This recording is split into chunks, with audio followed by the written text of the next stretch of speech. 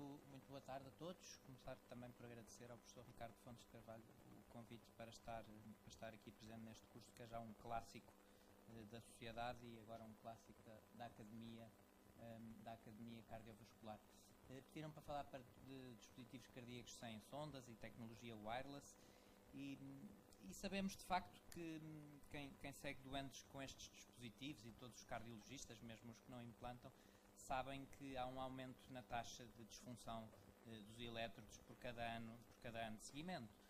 À medida que o tempo vai passando, os doentes que têm dispositivos implantados vão tendo problemas. E os problemas são bastante graves. Afetam cerca de 20% dos elétrodos ao fim de 10 anos de seguimento. Tenho aqui um ponto. O número vai aumentando à medida que o tempo vai passando. Há obviamente fatores que aumentam o número destas complicações. Por um lado, quanto mais, do ponto de vista absoluto, quanto mais aparelhos implantamos, maior o número de complicações em número absoluto. E por outro lado, o número de anos de seguimento também. Em crianças e jovens, o potencial para complicações é superior, porque estamos a falar de mais anos de seguimento. Sabemos também que o número elevado destas complicações, tanto em desfibrilhadores como em pacemakers, está relacionado sobretudo com o elétrodo transvenoso, muito mais do que com o gerador. Nesse sentido, foram surgindo ao longo dos últimos anos dispositivos sem elétrodos intracardíacos e que podem, ou com elétrodos especiais, como vamos ver, e que podem de alguma forma diminuir algumas destas complicações. Eu vou falar aqui destes três: do CDI subcutâneo, do wireless pacemaker ou leadless pacemaker e do wireless CRT também. O CDI subcutâneo está já entre nós já tem alguns anos, desde 2009, e é um conceito completamente distinto do CDI convencional. Em vez de existir um elétrodo dentro do coração, que depois a seguir faria sensing dos sinais intracavitários e desfibrilharia no caso de ser necessário para um gerador, que estava aqui abaixo da clavícula, normalmente, em posição pré-peitoral. Este é um aparelho que está todo subcutâneo. Tem um gerador que está subcutâneo na parede torácica lateral esquerda e tem um elétrodo também que é colocado subcutâneo ao longo do externo, e não há aqui então qualquer elétrodo intravascular.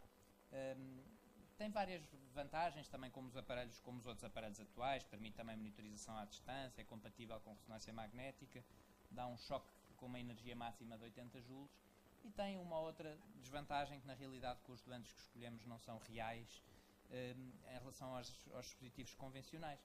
É na realidade uma shock box e portanto não permite pacing para bradicardia e também não permite pacing anti-taquicardia. Este é o raio-x de tórax de um doente que implanta o dispositivo. Vemos o gerador aqui à direita e o elétrodo, que aqui até nos parece dentro do coração, mas quando olhamos para o perfil percebemos que não está. O elétrodo está à frente do externo, e este é o nosso vetor de choque. Ele choca da caixa para o elétrodo e apanha aqui uma grande quantidade de massa ventricular.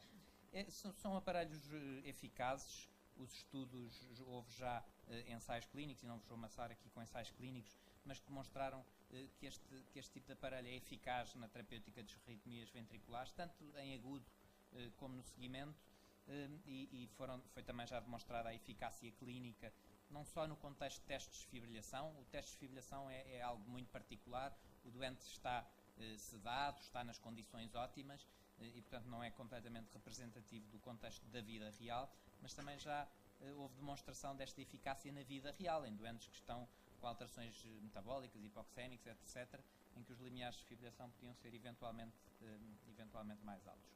Os choques inapropriados, que é sempre um problema dos desfibrilhadores, são também semelhantes nestes e nos CDIs convencionais, e há também já uma série de estudos que mostram de facto que estes aparelhos são pelo menos tão eficazes como os CDIs convencionais.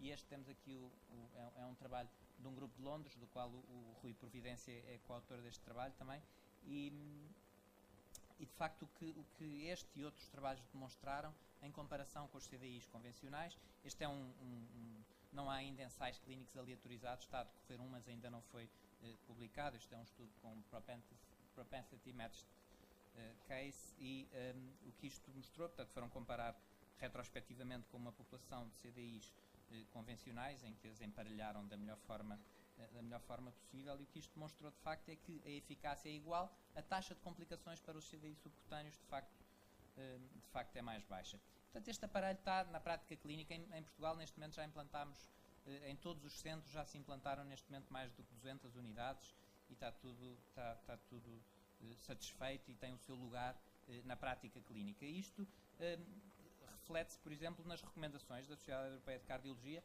Estas são de 2015 e aqui era considerada uma classe 2A. Os desfibriladores subcutâneos deveriam ser considerados como uma alternativa aos transvenosos em doentes com indicação para CDI, quando esses doentes não precisam de pacing, nem para bradicardia, nem por taquicardia, nem são candidatos a terapêutica de ressincronização cardíaca, e portanto esta é uma boa alternativa aqui na Sociedade Europeia de Cardiologia, considerado uma indicação 2A. E se os acessos venosos fossem difíceis, e essa é outra população de doentes que também é boa, ou deficientes renais em hemodiálise, ou doentes que já tiveram tromboses das subclávias relacionadas com outros dispositivos, ou mesmo doentes com cardiopatias congénitas operadas, nas quais não temos acesso às câmaras cardíacas, como a cirurgia de Fontan, são também bons candidatos. Não precisamos de entrar na árvore vascular. Aqui seria considerado, o ponteiro deixou de funcionar, mas seria considerado uma classe 2B. Os anos foram passando e, por exemplo, para os americanos, e estas são as recomendações de 2017, neste caso dos difíceis acessos vasculares, é já considerado uma classe 1. E, portanto, neste momento os CDIs subcutâneos são tranquilos, estão na nossa prática clínica e são uma excelente alternativa aos CDIs transvenosos. Se o doente tem indicação para um CDI de câmara única, é um candidato a implantar um CDI subcutâneo.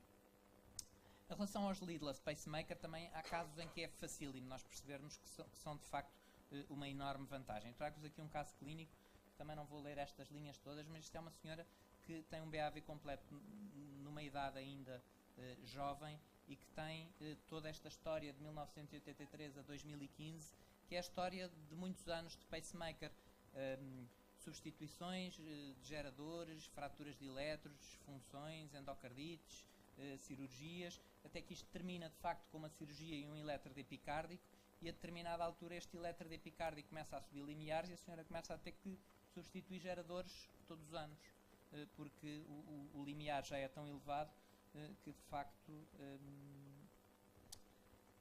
os geradores gastam-se num instante. E portanto estes são excelentes candidatos para o leadless pacemaker. Esta senhora implantou um leadless pacemaker. Neste momento isto tem uma duração prevista superior a 10 anos, e portanto o problema para já está resolvido. Estes doentes, que não são muitos, mas são alguns, são ótimos candidatos, mas há outros melhores. O leadless pacemaker é uma cápsula cardíaca e está tudo ali. O LED, a estimulação, a bateria, está tudo ali. É implantado por acesso femoral. Neste momento só há um no mercado, é o Micra, da Medtronic. O Nanosteam teve uns problemas e acabou por ser retirado do mercado. As indicações para estes aparelhos: isto é um aparelho de câmara única, e portanto são as mesmas que para um pacemaker VVIR comum. O mais clássico ou mais evidente é a bradifibrilação auricular com pausas, ou um doente com fibrilação auricular e em BAV completo, um doente que não necessita de pacing auricular, é um excelente candidato para este tipo de aparelhos. Há também já vários trabalhos que mostram, este é o primeiro de todos, era um proof of concept, vamos dizer assim, que mostra de facto que era possível de implantar, e com sucesso, e que sem grandes complicações. Depois há o artigo que foi publicado em 2016 no New England, que é uma análise de cerca de 725 doentes, nos quais eu também não tenho tempo, entretanto perdi, não sei bem a quanto é que vou, porque não tenho aqui a noção do tempo.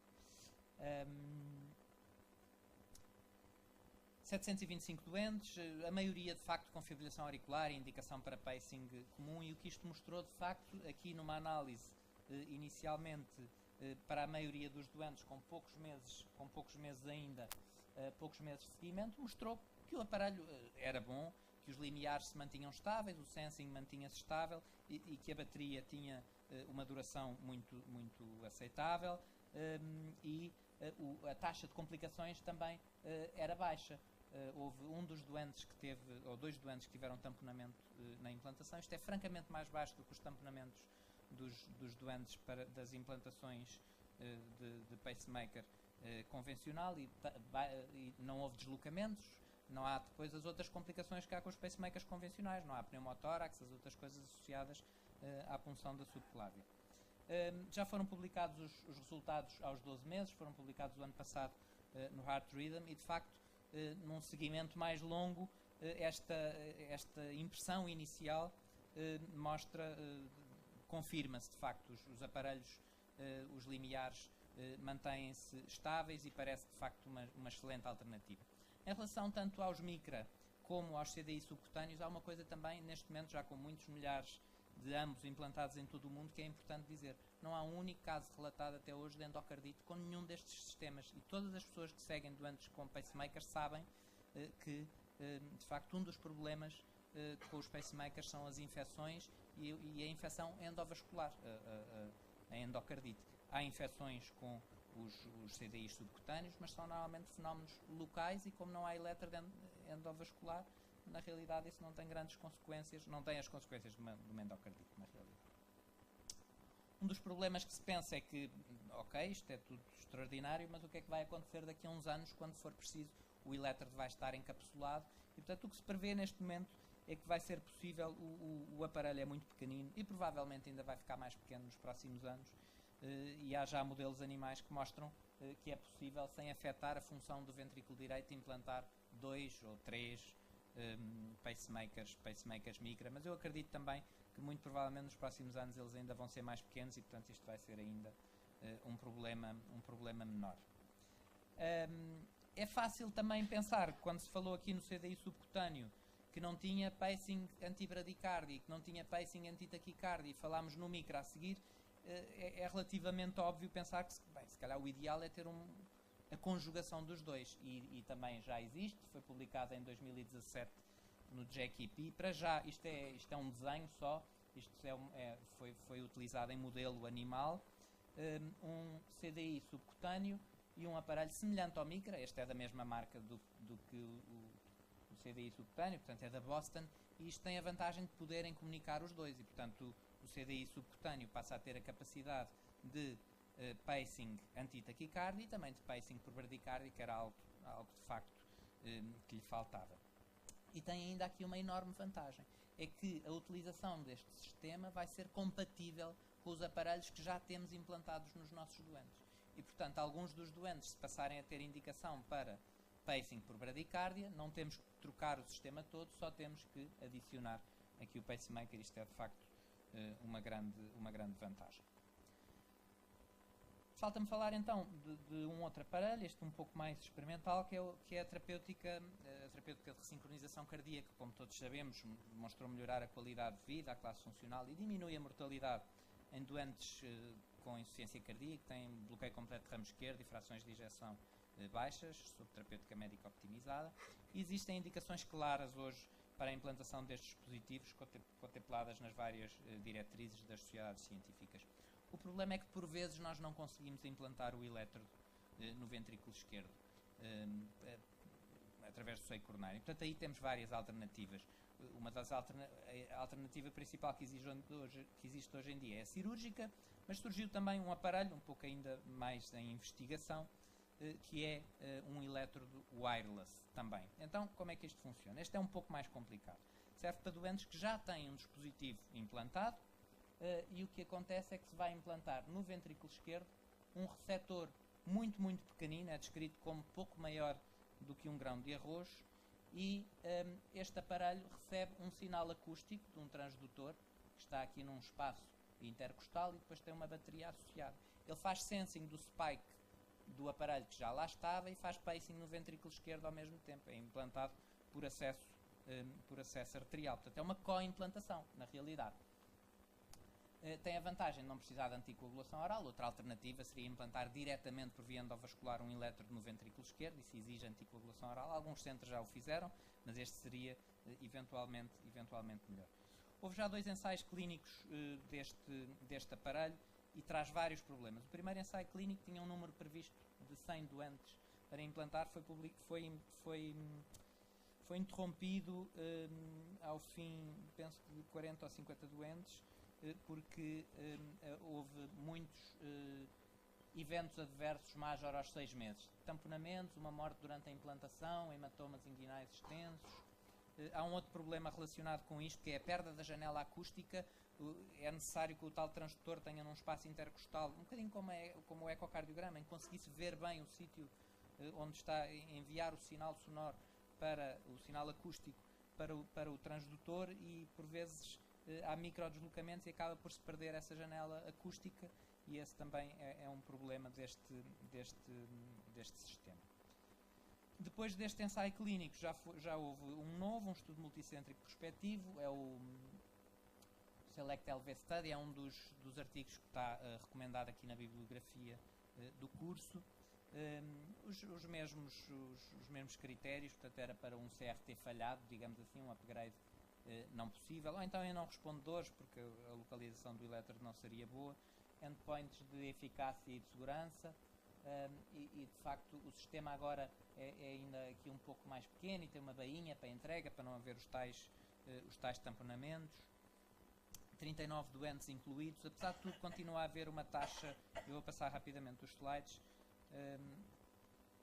continua a haver uma taxa de complicações que não é desprezível. Fibrilação ventricular durante a tentativa de implantação por estimulação ventricular esquerda. Há uma morte num doente destes que teve muito tempo em fibrilação ventricular e ia sendo chocado e acaba depois mais tarde por não recuperar. Também são doentes maus com disfunção ventricular esquerda importante, e portanto, embora de facto o sistema tenha os endpoints de eficácia tenham sido bons, aumenta a fração de ejeção ventricular esquerda, diminui os volumes, etc., a segurança não é ainda perfeita. E, portanto, eu diria que a ressincronização com o elétrodo leadless no ventrículo esquerdo não está ainda pronta para utilização na prática clínica, mas estes dados são obviamente muito encorajadores e é uma linha de investigação que seguramente vale a pena continuar. Para terminar, depois tenho mais uns slides ainda, este não é o último, mas dizer que dispositivos sem LEDs intracavitários fazem seguramente parte não só do futuro, já fazem parte do nosso presente no tratamento de bradi, taque e arritmias, têm vantagens indiscutíveis sobre os sistemas de que dispomos e muito vai acontecer nos próximos anos. Esta é uma linha que vale a pena perseguir e seguramente vão surgir aparelhos de ressincronização, aparelhos de dupla câmara e, portanto, este é todo um caminho que vai haver muitas novidades nos próximos anos. Em relação a esta apresentação, estou terminado, estas são as minhas conclusões. O Sr. Ricardo Fontes de Carvalho tinha-me pedido só para mostrar num slide uma outra coisa que não tem nada a ver com isto, mas que eu acho que provavelmente é o maior game changer na eletrofisiologia dos últimos 25 anos, talvez. E é um artigo que, se calhar, muitos que estão aqui conhecem, foi publicado no New England em dezembro, penso eu, e que é uma nova forma de fazer ablação de taquicardia ventricular. Até agora, como fazemos ablação de taquicardia ventricular, é por acesso endovascular. Os mecanismos estão bem, sobretudo em doentes com doença isquémica e também nos doentes com miocardiopatia dilatada idiopática, são muito bem conhecidos, são reentradas em zonas de cicatrizes ventriculares e, portanto, o que fazemos com os nossos catéteres é, de alguma forma, tentar ou isolar essas zonas de taquicardia ou tentar destruir as células remanescentes que estão dentro da cicatriz e que estão a ser responsáveis, os canais que estão a ser responsáveis pelos mecanismos de reentrada. Isto é uma forma completamente diferente de fazer, uma forma não invasiva de fazer ablação de taquicardia ventricular por radioterapia. Na realidade é possível hoje em dia fazer um mapeamento por body surface, portanto não invasivo, do mecanismo da arritmia, perceber onde está o mecanismo da reentrada, da mesma forma que temos hoje em dia com os sistemas endovasculares, com o CART ou com o NAVEX. É possível fazer isso de forma não invasiva, associar isto a métodos de imagem como o ATAC e perceber exatamente qual é a zona que queremos tratar, delimitar a zona de cicatriz que queremos tratar. Esta seria a zona que iríamos tratar com o nosso catéter, de uma forma também não invasiva, com radioterapia que consegue, neste momento, de forma muito precisa, atingir apenas aquele ponto, tratar aquela zona e melhorar estes doentes. Isto é também um proof of concept, vamos dizer assim. Foram tratados 5 doentes, mas eram doentes péssimos, com choques de CDI por taquicardia ventricular, mais que 10 ou 15 choques por mês, e a verdade é que todos eles, ao fim de 3 meses, deixaram de ter choques e ficaram bem. Portanto, isto, provavelmente vamos ouvir falar muito disto nos próximos anos, e deve ser, é seguramente a maior revolução na eletrofisiologia nos últimos 25 anos. Muito obrigado.